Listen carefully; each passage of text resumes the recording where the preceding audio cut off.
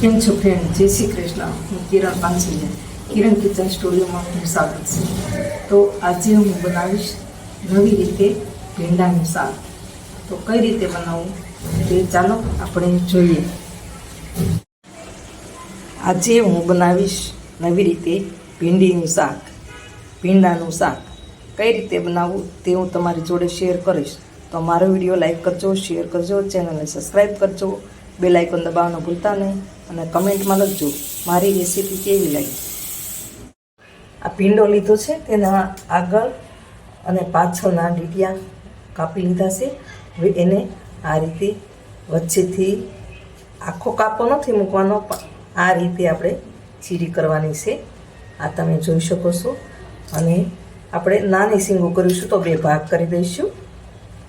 આ રીતે તમે નાના કટકા કરવા હોય તો પણ કરી શકો, અને આટલો લાંબો એ રાખવો હોય તો પણ રાખી શકો.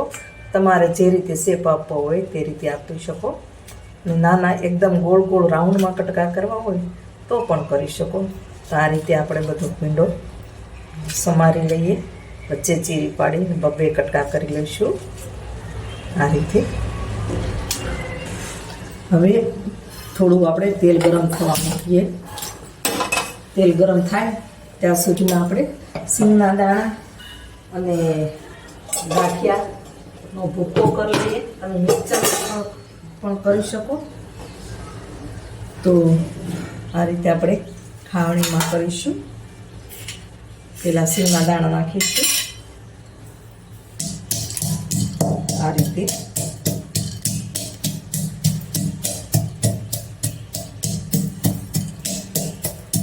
મિક્સરમાં પણ તમે કાઢી શકો.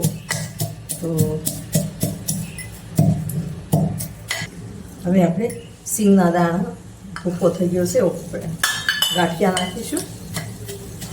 અને આપણું તેલ પણ ગરમ થઈ ગયું છે. તો આપણે એમાં ભીંડો ફ્રાય કરવા મૂકી દઈએ. હવે આપણે ગાંઠિયા અને સિંગનો ભૂકો કરી લીધો છે, તેલ ગરમ થઈ ગયું છે. હવે ભીંડો ફ્રાય કરી લઈશું. એ હા જોવો,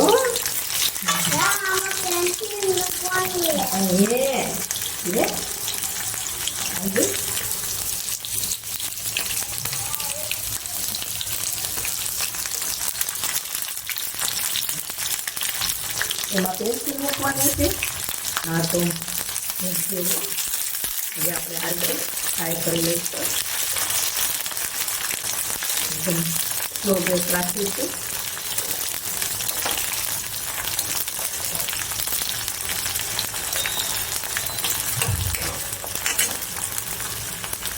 હવે એક આપણે વાટકીમાં થોડું દહીં લઈશું.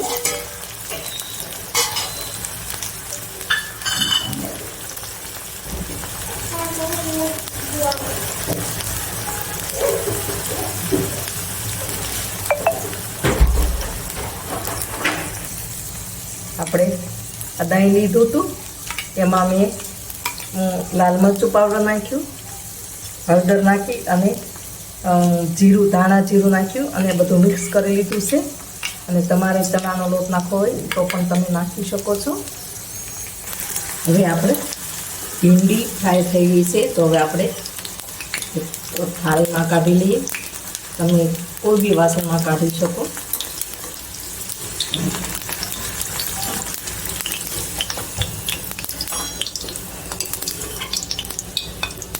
આપણે તેલ થોડું ઝાઝું થશે, ગેસ બંધ કરી દઈએ. તો આપણે થોડું તેલ કાઢી લઈએ. હવે એ જ તેલમાં આપણે આ જે દહીંમાં મસાલો નાખી લીધો છે એ નાખીશું.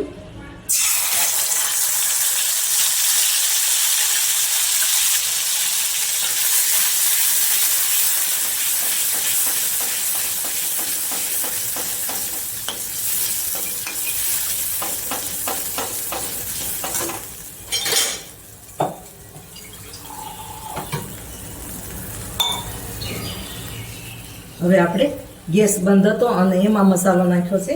તો હવે આપણે આ બાઉલ ઉતારી અને ગેસ ચાલુ કરીશું.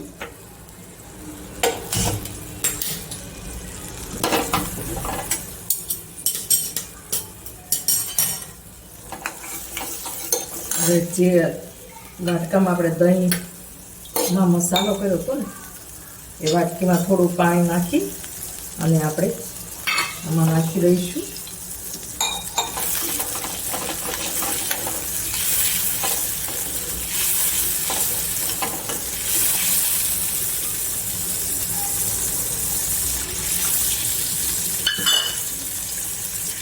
હવે આપણે સ્વાદ મુજબ મીઠું નાખીશું.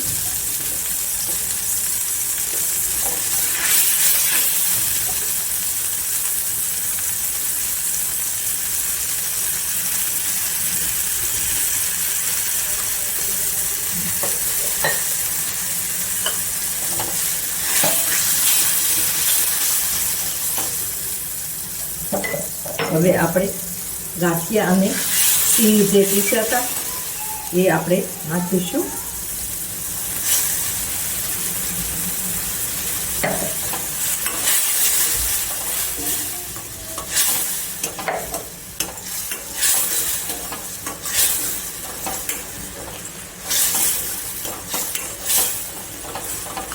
હવે આપણે ફ્રાય કરેલી ભીંડી નાખીશું.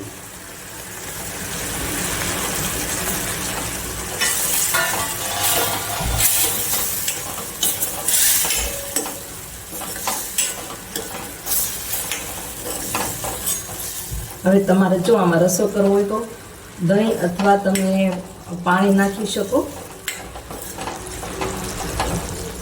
આપણું ભીંડીનું નવી રીતે શાક બનીને તૈયાર છે, તો તમે પણ આ રીતે બનાવજો.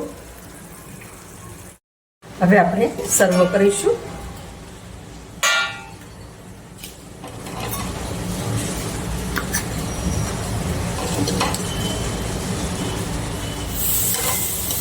તો આપણું મસ્ત નવી રીતે ભીંડાનું શાક બનીને તૈયાર છે, તો તમે પણ આવી રીતે બનાવજો.